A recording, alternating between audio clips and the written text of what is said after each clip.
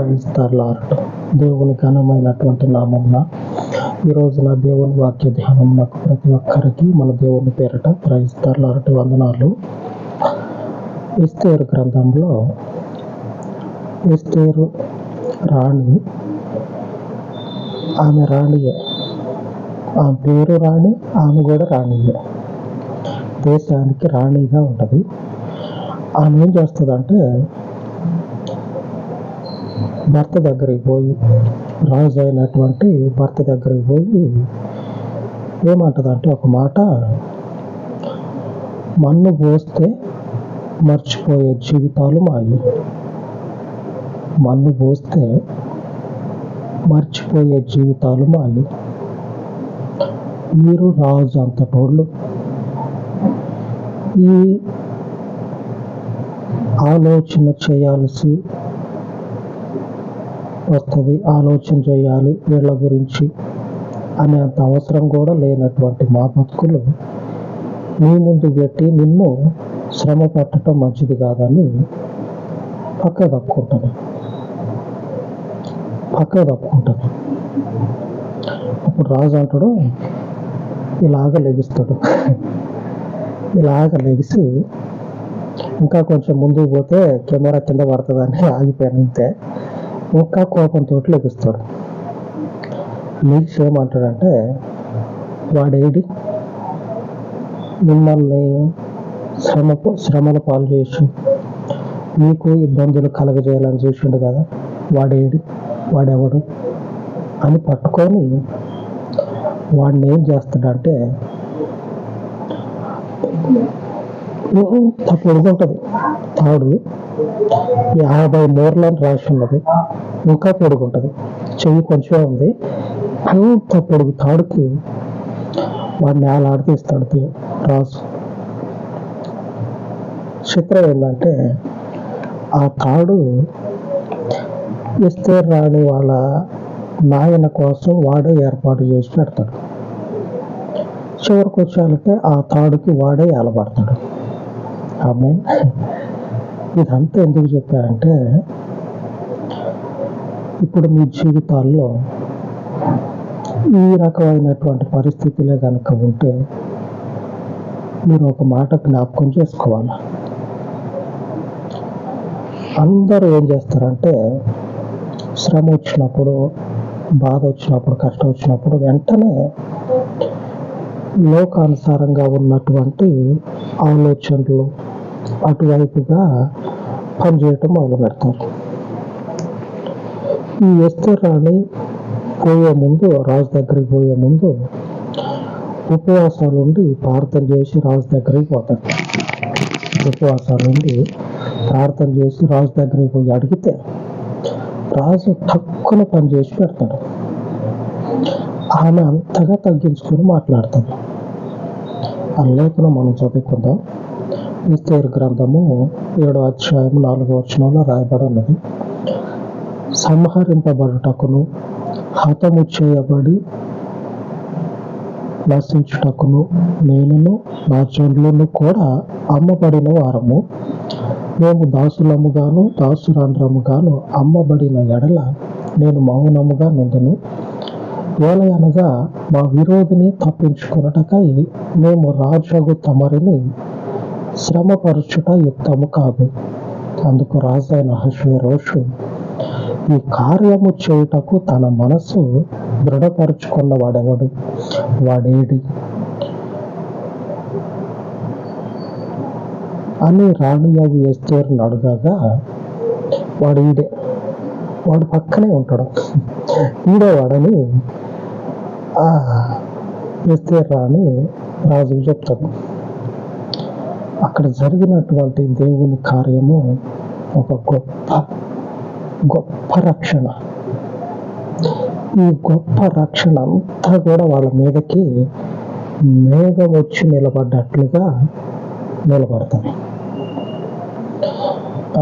పొలాలలో నా చిన్నప్పుడు చూసా, నేను కూడా ఉన్నా, నాటేసేటప్పుడు ఎండ బాగుంటుంది.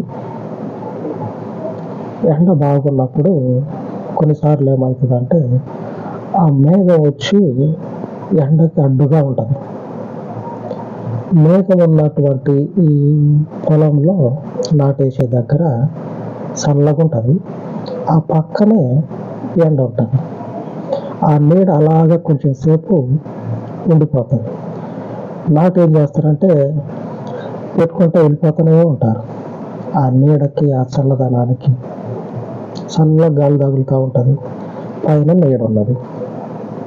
ఆమె అట్లాగా మేఘం వచ్చి నిలబడ్డట్లుగా దేవుని ప్రజల మీదకి దేవుని రక్షణ వచ్చి, కాపుదల వచ్చి నిలబడుతుంది. ఆమెకి జరిగింది కదా, ఆమె రాణి కదా, రాణి పోయి రాజు దగ్గర మాట్లాడితే భార్య కాబట్టి మాట విన్నాడు అని అనుకుంటారు. నిజమే అని చెప్పానని అంటానికి లేదు. నిజమే కదా, భార్య మాట విన్నాడు అని చెప్పానని అంటానికి లేదు. ఎందుకో తెలుసా, ఆమె మొదట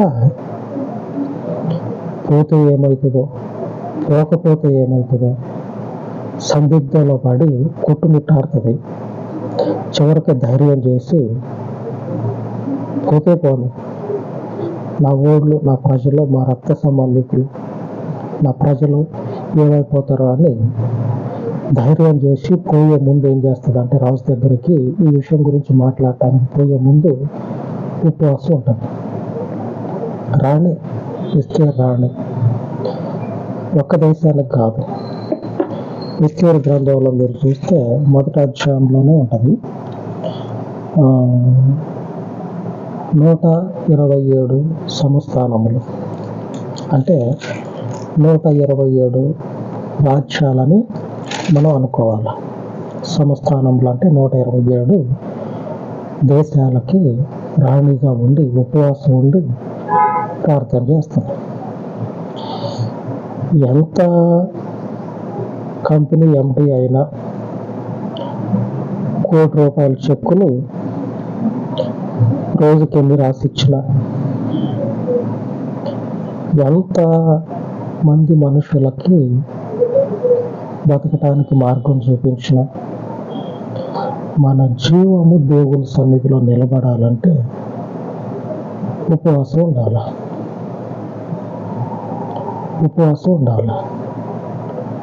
127 దేశాల మీద రాణి అయినటువంటి ఎస్తేరు ఉపవాసం ఉండి రాజు దగ్గరికి పోయి అడిగితే రాజు ఉగ్రతని అప్పుడు చూస్తుంది ఆమె. నిజానికి ఆ ఉగ్రత ఆమె మీదకి రావాల్సింది. అలాగ జరుగుతుందని తెలిసి ఆమె ముందేమంటదంటే వాళ్ళ నాయనతోటి, నేను బాగున్నా ఆయన, నా వల్ల కాదు, చంపుతాడు రాజు, ఆయన పిలవకుండా పోయినవంటే చంపుతాడు, నేను బాగునంట. ఆ ఉగ్రత చూసి తెలుసు కాబట్టి రాజు ఏందో, ఆయన పరిస్థితి ఏందో, ఆయన బుద్ధి ఏందో తెలుసు కాబట్టి నేను బాగునంట. పోయిన తర్వాత ఆ ఉగ్రత ఆమె శత్రువు మీద ఆ రాజు చూపించడం చూస్తుంది. మనకి కూడా ఎన్నో ఉంటాయి. ఉన్న వాటిలన్నిటిలో నుంచి, ఒకటి కాదు, ఉన్న వాటిలన్నిటిలో నుంచి బయటపడాలంటే ఏ పొజిషన్లో ఉన్నా సరే ఉపవాసం ఉండటం, మోకాళ్ళ మీద కూర్చొని ప్రార్థన చేయటం, దేవుని సన్నిధిలో తగ్గిపోయి ఉండవు. ఆ ప్రార్థన చేసేటప్పుడు అనుకోవాలి, దేవుని సన్నిధిలో మన్ను పోస్తే మనిషి మీద ఆ మనిషిని మర్చిపోయినట్లేక, అందుకే ఎస్తేరు రాణి అంటది, మన్ను పోస్తే మర్చిపోయే జీవితాలు మావి. నువ్వు ఎంతటోళ్ళం నీ దగ్గరకు వచ్చి మాట్లాడటానికి మా జీవితాల గురించి, అందులో మేము యుద్ధంలో ఓడిపోయి చిక్కినటువంటి వాడు,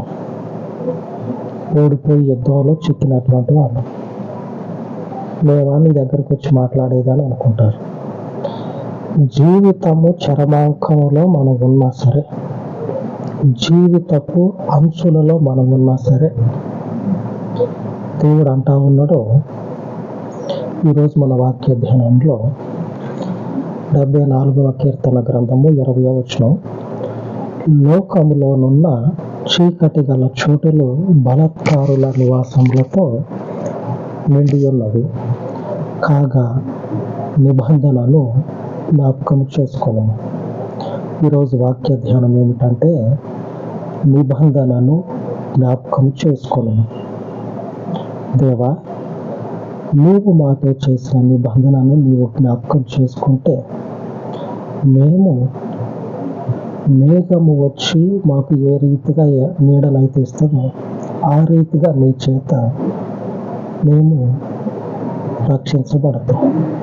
నీ నీడలో నెమ్మదిగా ఉంటాం. జీవితపు అంచుల్లో ఉన్నా సరే వాక్యాన్ని, దేవుని నిబంధనని జ్ఞాపకం చేసుకోవాలి. దేవుని వాక్యాన్ని, ఆయన నిబంధన. ఆ రోజు ఎస్తేరు యొక్క ధైర్యం ఏంటంటే దేవుడు నిబంధన అహష్వేరోషు రాజుతో చేయలే. దేవునికి స్తోత్రము కలుగును గాక.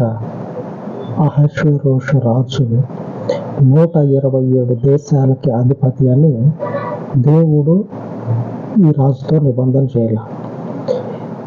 ఈ మర్చిపోయే జీవితాలు ఉన్నాయి కదా, ఈ మర్చిపోయే జీవితాలు, జీవిత చరమాంకంలో ఉన్నటువంటి జీవితాలు ఎన్నైతే ఉన్నాయో ఆ నశించిపోయే జీవితాలతోటి దేవుడు నిబంధన చేసాడు. ఏమని చేసిండంటే అంటే నీతోటి, మాతోటి,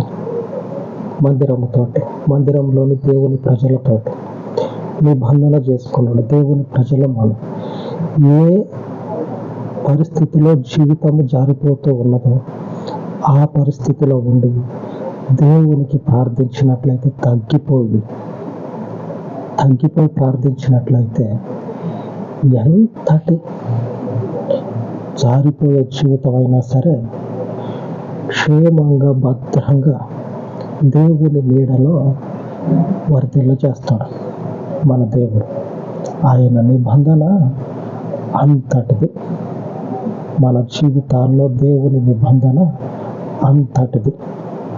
క్రైస్తవులుగా, క్రైస్తవ కుటుంబాల్లో పుట్టినటువంటి మనము ఇంతకు మించినటువంటి ధన్యత, గొప్ప స్థితిని ఎక్కడ ఏ రకంగానూ కూడా, ఏ విధంగానైనా సరే కూడా పొందుకోలేము. గొప్ప దేవుని ధన్యత ఇది. ఆయన మనతో చేసిన నిబంధన. ఆ రాజు అనుకుంటాడు, వీళ్ళు భలే మనుషులు వీళ్ళు ప్రాణాలు అరచేత పెట్టుకొని వచ్చి నా దగ్గరనే గొప్ప అధికారంలో కూర్చొని ఉన్నారని అనుకుంటాడు. ఆ తర్వాత ఏం జరుగుతుంది అంటే, ఆ ఎస్తేరు రాణి తండ్రి ఉన్నాడు కదా, ఆయన ఆ దేశానికి ప్రధానమంత్రిగా ఉంటాడు. ఆ ప్రధానమంత్రి ఆ దేశ మనుషుడు కాదు. పక్క దేశం నుంచి యుద్ధ ఖైదీగా, యుద్ధంలో ఓడిపోయి ఆ కళ్ళ పట్టుకొని ఈడ్చుకొని వచ్చారు ఆ మనుషుల్ని. ఆమె కాలర్ పట్టుకొని ఈడ్చుకొచ్చారు. ఆ మనుషుడి జీవితము తర్వాతి రోజుల్లో ఆ అహష్వేరోషు ఎక్కడైతే ఉన్నాడో అక్కడనే ప్రధానమంత్రిగా ఉండి అధికారము చలాయించినట్లు కనపడతా ఉంది. ఈ నిబంధనలో ఉంటే ఆ జారిపోయేటువంటి, నశించిపోయేటువంటి జీవితాలని భద్రంగా కాపాడటమే కాకుండా గొప్ప స్థితిలో నిలబెడతాడు. ఈ రోజున ఒకసారి దేవుని నిబంధనని జ్ఞాపకం చేసుకోండి. నిబంధన అంటే ఏమీ లేదు, క్రైస్తవులము మనము సర్వోన్నతుడైనటువంటి దేవుని చేతిలో ఉంటానే ఉన్నాం. కానీ ఆ వివేచన, ఆ జ్ఞానం అనేది లేకుండా పోయింది. ఇంత బలవంతుడైనటువంటి దేవుని మనుషులం కదా అనే ఆలోచన కూడా చాలా మందికి ఉండదు. జ్ఞాపకం పెట్టుకొని జీవితంలో ఈ నిబంధనలో ఉన్నామని గ్రహించి ఏ జారిపోయే పరిస్థితి వచ్చినా సరే ఎస్తేరు రాణిలాగా ఉపవాసాలతోటి మోకాళ్ళతోటి దేవుని ముందు నిలబడితే ఆయన ఏం చేస్తాడంటే మొర్దెకైని ప్రధానమంత్రిగా ఎలాగ నిలబెట్టిండో ఆ దేశానికి, మనకి అంటే మీకు ఘనమైన స్థితిని మీదటికి కలుగు చేస్తాడు. ఆ పరిశుద్ధునికి ప్రార్థన చేసుకుందాం. పరిశుద్ధుడు అయిన తండ్రి, ఉదయకాలం నందు అయ్యా జీవితము ఏ స్థితిలో ఎటువైపు వెళుతూ ఉన్నదో మీ ప్రజలకు తెలియనటువంటి సంకట స్థితిలో ఎందరైతే ఉన్నారో అటు వారిని దర్శించి ఎస్తేరు రాణి జీవితం వలె వారి జీవితాలను తండ్రి మీ కుడి చేతితో పట్టుకొని నెమ్మది వైపు వారిని నడిపించండి, క్షేమము వైపు వారిని నడిపించండి. ఇప్పుడున్నటువంటి శ్రమలు తండ్రి పోగొట్టి ఎస్తేరు రాణికి ఏ రీతిగా నీ కృపను నీ కటాక్షమును నిర్ణయించి ఉన్నావో అదే రీతిగా ఈ ప్రార్థనను అనుసరించుచూ ఉన్నటువంటి అయ్యా ప్రతి ఒక్కరి జీవితాలలో కూడా నీ పరలోకపు కటాక్షమును తండ్రి అధికారుల ద్వారా, ప్రభుత్వాల ద్వారా, అయా మనుషుల ద్వారా కుమ్మరింపచేసి మీ గొప్ప బలమును వాత్సల్యతను మీ బిడల మీద సమృద్ధిగా కుమ్మరింపచేయండి. మీ ఘన నామమునకు ఈ మనవులు ప్రతిష్ఠించి యేసు నామమున వేడుకొనిచున్నాను తండ్రి. ఆమేన్, ఆమేన్. దేవుని కరుణాహస్తము మనకు తోడయ్యుండును గాక. ఆమేన్, ఆమేన్.